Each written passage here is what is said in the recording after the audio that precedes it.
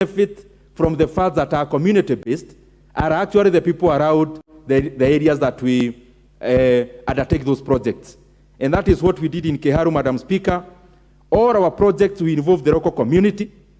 We use the procurement methods that necessitate that all the money remains around the community. And Madam Speaker, by doing so, initially we imparted skills. Number one, of fixing tiles to 150 foodies from Keharu who have done all the tiling. And we also trained our in-house team of 150 who do all the manner of professional painting that we do. The reason I'm saying this is not basically because of Keharu and GCDF.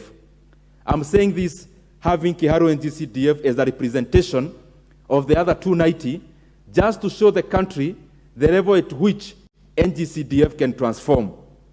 Madam Speaker, because of the nature of this fund, we have had many other countries coming to Kenya.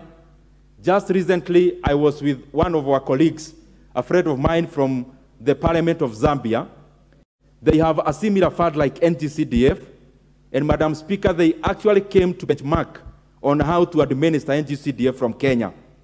We have to keep ourselves alive into the dynamics of change, even in management of such funds, so that we do not again give these kind of tale stories like the ones we give when Singapore came to Kenya to run about national development.